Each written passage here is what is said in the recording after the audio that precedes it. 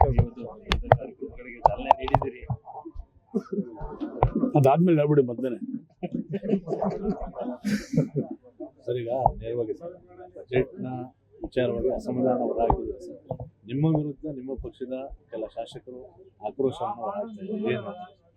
ನಾನು ಎಲ್ಲದಕ್ಕೂ ಖುಷಿ ಪಡ್ತೇನೆ, ಸಂತೋಷ ಪಡ್ತೇನೆ. ನನ್ನ ಆಚಾರ ವಿಚಾರ, ನನ್ನ ಕ್ಷೇತ್ರದ ಜನದ ಬಗ್ಗೆ ಕಾಳಜಿ ವಹಿಸಬೇಕಾದ ಜವಾಬ್ದಾರಿ ನಂದು. ನನಗಾದಂಥ ನೋವನ್ನ ನಾನು ಹೇಳಿಕೊಂಡೆ. ಬೇರೆ ಕ್ಷೇತ್ರದ ಬಗ್ಗೆ ಆಗಲಿ, ಬಡ್ಜೆಟ್ ಬಗ್ಗೆ ಆಗಲಿ, ಬೇರೆ ವಿಚಾರದ ಬಗ್ಗೆ ನಾನು ಎಲ್ಲೂ ಕೂಡ ಮಾತು ಆಡಲ್ಲ, ಚಕಾರನೂ ಇಲ್ಲ. ನಾನು ನನ್ನ ಕ್ಷೇತ್ರದ ಬಗ್ಗೆ ಏನು ಆಗ್ಬೇಕಂತ ಅದು ಆಗಿಲ್ಲ. ಆ ನೋವು ನಾನು ತೋಡ್ಕೊಂಡಿದ್ದೀನಿ ಅಷ್ಟೇ. ಗೊತ್ತಿರೋದು ಯಾರು ಬೇಕಾದರೂ ಏನೋಡ ಹೇಳ್ಕೊಳ್ಳಿ.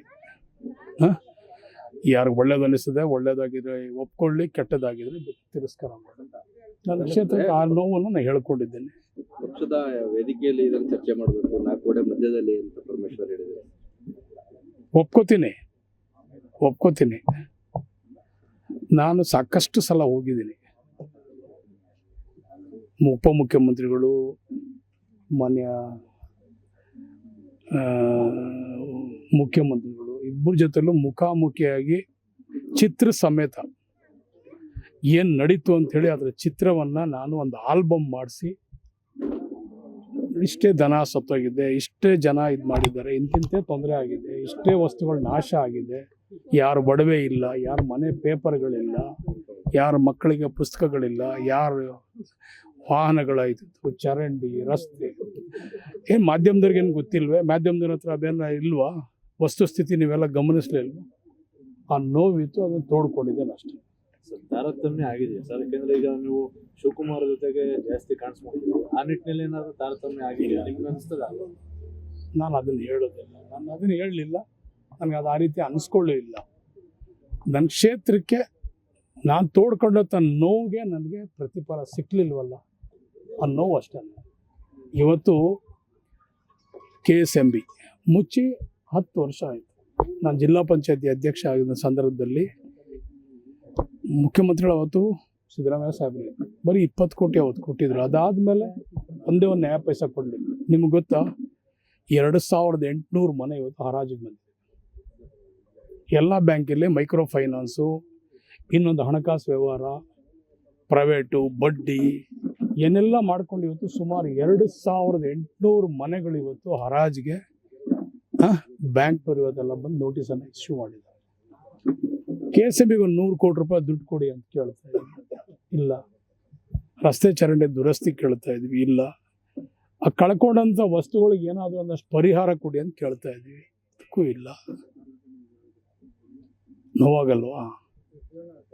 ನಾನು ಬಡ್ಜೆಟ್ ಬಗ್ಗೆ ಮಾತಾಡೋದನ್ನ ನಾನು ಮಾತಾಡಲಿಲ್ಲ. ಬಡ್ಜೆಟ್ ಸಂತೋಷ ನನಗೆ. ಎಲ್ಲ ಕಡೆಯೂ ಸಾಕಷ್ಟು ಅನುದಾನಗಳು ಕೊಟ್ಟಿದ್ದೀರಿ, ಗ್ಯಾರಂಟಿ ನಡೀತಾ ಇದೆ. ಗ್ಯಾರಂಟಿ ಜೊತೆಯಾಗಿ ತಾವೆಲ್ಲರೂ ಕೂಡ ಇಷ್ಟೊಂದು ಚೆನ್ನಾಗಿ ಬಡ್ಜೆಟನ್ನು ಕೊಟ್ಟಿದ್ದೀರಿ. ನಾನು ನನ್ನ ಕ್ಷೇತ್ರದ ಜನತೆ ಬಗ್ಗೆ ನಾನು ಆಶ್ವಾಸನೆ ಕೊಟ್ಟದ್ದನ್ನು, ನಾನು ಕಣ್ಣಿಂದ ನೋಡಿದ್ದನ್ನು ನಾನು ಹೇಳಿದ್ದೀನಿ. ಇದನ್ನು ಯಾರೆಲ್ಲ ಒಪ್ಕೊಳ್ಳಿ, ಯಾರು ಬಿಟ್ಕೊಳ್ಳಿ. ಖಜಾನೆ ಯಾಕ್ರಿ ಖಾಲಿ ಆಗ್ಬಿಡ್ತದೆ? ಖಜಾನೆ ಖಾಲಿ ಆಗಿದ್ರೆ ನಾವೆಲ್ಲ ಅಭಿವೃದ್ಧಿ ಕೆಲಸಗಳು ಮಾಡ್ತಾ ಇದ್ವಾ? ಯಾಕೆ ರಾಮನಗರಕ್ಕೆ ಕೊಡ್ತಾ ಇಲ್ಲ? ಹೇಳದ್ದಲ್ಲ, ನಾನು ಕೆಲವು ವಿಷಯಗಳು ಭಾಳ ಮುಖ್ಯವಾದಂಥ ವಿಷಯಗಳನ್ನು ಅವ್ರ ಗಮನಕ್ಕೆ ತಂದಿದ್ದೆ. ಇದು ಭಾಳ ಮುಖ್ಯವಾದಂಥ ವಿಷಯ. ಅವತ್ತಿನ ಸ್ಥಿತಿ ನಿಮ್ಗೆಲ್ರಿಗೂ ಕೂಡ ಗೊತ್ತಿದೆ. ಅವತ್ತು ನಮ್ಗೆ ಅಧಿಕಾರ ಇರಲಿಲ್ಲ, ಅವತ್ತು ನಮ್ಮ ಸರ್ಕಾರ ಇರಲಿಲ್ಲ. ಅವತ್ತು ಬೊಮ್ಮಾಯಿ ಅವರು ಮುಖ್ಯಮಂತ್ರಿ ಆಗಿದ್ದರು, ಜೊತೆಲಿ ಮಾಜಿ ಮುಖ್ಯಮಂತ್ರಿ ಕುಮಾರಸ್ವಾಮಿ ಅವರು ಬಂದಿದ್ದರು. ನಾನು ನಮ್ಮ DK ಶಿವಕುಮಾರ್ ಸಾಹೇಬರಿಗೆ ಅವತ್ತು ಉಪಮುಖ್ಯಮಂತ್ರಿನ ಕರ್ಕೊಂಡ್ಬಂದಿದ್ದೆ. ಆ ಪರಿಸ್ಥಿತಿ, ಆ ವ್ಯವಸ್ಥೆ ನೋಡ್ಬಿಟ್ಟು ಅವ್ರ ಕಣ್ಣಲ್ಲಿ ನೀರು ಹಾಕ್ಕೊಂಡು, ಏನು ರಾಮನಗರನ ಇದು, ಎಲ್ಲಿ ಏನಿದೆ ಅಂದ್ಬಿಟ್ಟು 1 ವರ್ಷ ಆ ಬದಿ, ಆ ಗಲೀಜು, ಆ ಇದು ಎಲ್ಲಾನು, ಆ ದನ ಸತ್ತಿದ್ದು, ವಾಸನೆ ಯಾವ ರೀತಿ ಇತ್ತು ರಾಮನಗರ. 1 ವರ್ಷ ಅದನ್ನು ನಮ್ಮ ನಗರಸಭೆಯವರು, ನಮ್ಮ ಸಾರ್ವಜನಿಕರು ಎಲ್ಲರೂ ಕೂಡ ಶುದ್ಧ ಮಾಡೋಕ್ಕೆ 1 ವರ್ಷ ತಗೊಂಡ್ವಿ. ಒಂದು ಆಶ್ವಾಸನೆ ಕೊಟ್ಟಿದ್ವಿ, ನಾವು ಸರ್ಕಾರ ಬಂದ ಮೇಲೆ ಇದನ್ನೆಲ್ಲೂ ಕೂಡ ವ್ಯವಸ್ಥೆ ಮಾಡ್ತೀವಿ, ನಿಮಗೆ ಸೂಕ್ತವಾದಂಥ ಪರಿಹಾರ ನಮ್ಮ ಸರ್ಕಾರ ಕೊಡ್ತದೆ ಅಂತ ಹೇಳಿ ನಾವೆಲ್ಲರೂ ಕೂಡ ಅವ್ರಿಗೆ ಮಂದಟ್ಟು ಮಾಡಿದ್ವಿ. ಮಾಡಬೇಡ್ದ? 100 ರೂಪಾಯಿ 5 ರೂಪಾಯಿ ನಾನು ಕೊಡಬೇಡ್ದ? 10 ರೂಪಾಯಿ ನಾನು ಕೊಡಬೇಡ್ದ? ಈ ರೀತಿ ನೀವು ಬಹಿರಂಗವಾಗಿ ಇದನ್ನ ಕೇಳೋದ್ರಿಂದ ಮುಂದಿನ ಚುನಾವಣೆ ಟಿಕೆಟ್ ಕೊಡೋಂತ ಸಂದರ್ಭದಲ್ಲಿ ಇವೆಲ್ಲ ಹೈಕಮಾಂಡ್ ಗಮನಿಸುತ್ತೆ ಅಂತಾನು ಕೂಡ ಪರಮೇಶ್ವರ್ ಅವರು ಹೇಳಿದ್ದಾರೆ. ನಮ್ಮ ನಾಯಕರು ಅವ್ರು ಹೇಳಲಿ. ನಮ್ಮ ನಾಯಕರು ನನ್ನ ಟಿಕೆಟ್ ಅವರೇ ಕೊಟ್ಟಿದ್ದು. ಅವರು 2018 ಟಿಕೆಟ್ ಕೊಡಾಗ ಅವರೇ ಅಧ್ಯಕ್ಷರಾಗಿದ್ದರು. ಅವರೇ ಅಧ್ಯಕ್ಷ 2018 ನಾನು ಸೋತಂಥ ಸಂದರ್ಭದಲ್ಲಿ ಅವರೇ ನನಗೆ ಟಿಕೆಟ್ ಕೊಟ್ಟಿದ್ರು. ನೀನು ಗೆಲ್ಲಬೇಕಂತ ಬೆನ್ನು ತಟ್ಟಿದ್ರು. ಕೆಲವು ಸಂದರ್ಭದಲ್ಲಿ ಅವ್ರ ಆಶೀರ್ವಾದ ನನಗಿರ್ತದೆ, ಏನಿಲ್ಲ. ಈಗ ಅಧಿವೇಶನ ಮುಗಿದ್ಮೇಲೆ ದೆಹಲಿಗೆ ಹೋಗ್ತೀವಿ ಅಂತ ಬಾಲಕೃಷ್ಣ ಅವರು ಹೇಳಿದ್ದಾರೆ.